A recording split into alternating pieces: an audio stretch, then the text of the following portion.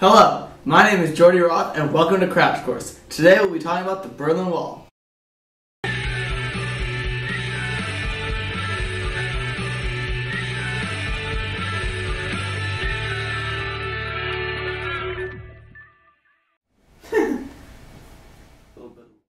After World War II, Germany is split into 4 sectors, each area controlled by England, France, America, and Soviet Russia, respectively.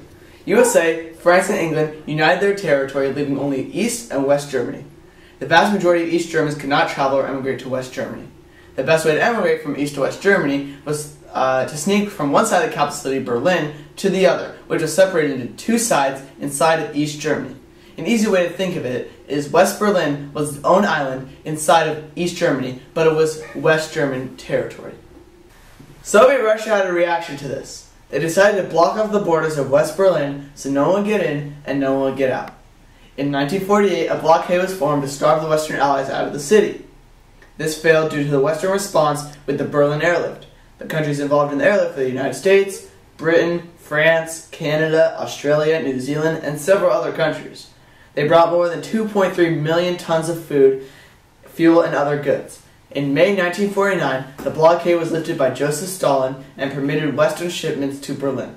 A little more than a decade later, the Berlin Wall was officially built on August 13, 1961, surrounding West Berlin inside of East Germany, and a second fence was built in June 1962. The East German government claimed that the wall's purpose was to serve as an anti-fascist protective rampart, and another justification was to stop the use of Western allies in West Berlin. The citizens of East Germany and West Berlin were both in agreement that the East German government just wanted to stop the East Germans from going into West Berlin. Overnight, families were separated and thousands of East Berliners lost their jobs in the West. An even more secure wall called the Border Wall 75 was built in 1975 and it took 5 years to build. It had 45,000 sections of reinforced concrete, 79 miles of fencing, around 300 watchtowers, more than 250 dog runs, 20 bunkers, and 65 miles of anti-vehicle trenches. And no one can cross the Berlin Wall unless you're the Mongols. Just kidding. Although there are many obstacles, more than 5,000 people escaped with cars, jumping from buildings along the wall, and even using hot air balloons. Those who did escape were known as the Defectors.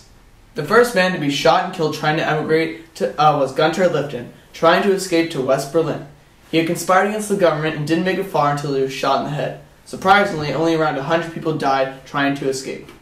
There were 2 speeches at the Berlin Wall by U.S. presidents. The first was of John F. Kennedy's Ich bin ein Berliner. He declared that the U.S. supported West Germany and the West Berliners in particular. 2,000 years ago, the proudest boast was Civis Romanus Sum. Today, in the world of freedom, the proudest boast is Ich bin ein Berliner. All free men, wherever they may live, are citizens of Berlin, and therefore, as a free man, I take the pride in the words, Ich bin ein Berliner. The other president was Ronald Reagan, who spoke at the 750th anniversary of the city of Berlin at the Brandenburg Gate on June 12, 1987.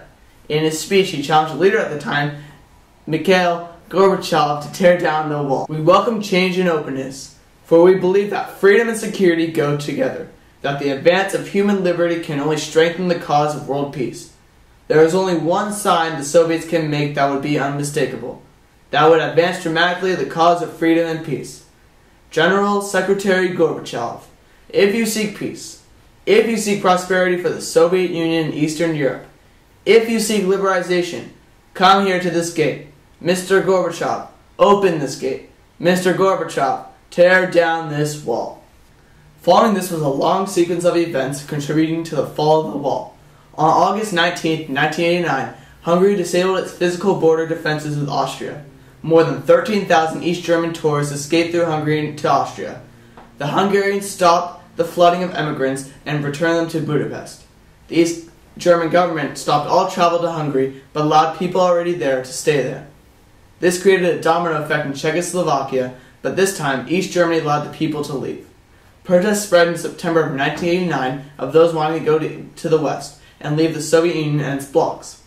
This was the peaceful revolution of 1989. 500,000 people demanded change in East Berlin.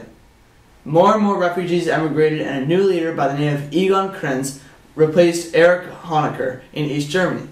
Due to the amount of refugees, the Politburo at the time allowed refugees to exit directly through crossing points between East Germany and West Germany, including between East and West Berlin. On November 9, 1989, it was announced that the borders were to be open to everyone and the Berlin Wall was to be taken down. The demolition started November 9th and took several weeks to take down. Many citizens joined in on the deconstruction of the wall with tools of their own. Many people kept souvenirs from the wall. People were able to cross over now, and the military tore down the rest of the wall on November 1990. This is one of the first steps towards German reunification on October 3rd, 1990. Both sides of Germany used the same currency, and all border control between these two states ceased. There was some opposition to the fall of the wall, like Prime Minister Margaret Thatcher, who was against it. She stated, "We do not want a united Germany. This would lead to a change to post-war borders, and we cannot allow that because such a development would undermine the stability of the whole international situation and could endanger our security." The French president, François Mitterrand, agreed with this and believed a unified Germany can make more ground than Adolf Hitler could ever imagine, and Europe would bear the consequences. And now it's time for the open letter. Let's see what today's is. Oh! It's David Hasselhoff's Looking for Freedom. Dear David Hasselhoff, thank you for helping us achieve German unification and tearing down the wall. Even though you received little recognition at the Berlin museums, we still think you tried your best. Yours truly, Jordy Roth. Today, Germans celebrate German Unity Day on the day the wall was announced to be taken down on October 3rd, 1989. The Berlin Wall was both an effect of the Cold War and a reason for the end of the Cold War. It served as a literal iron curtain from the Western world and the USSR. Thanks for watching. This is Jordy Roth, signing off.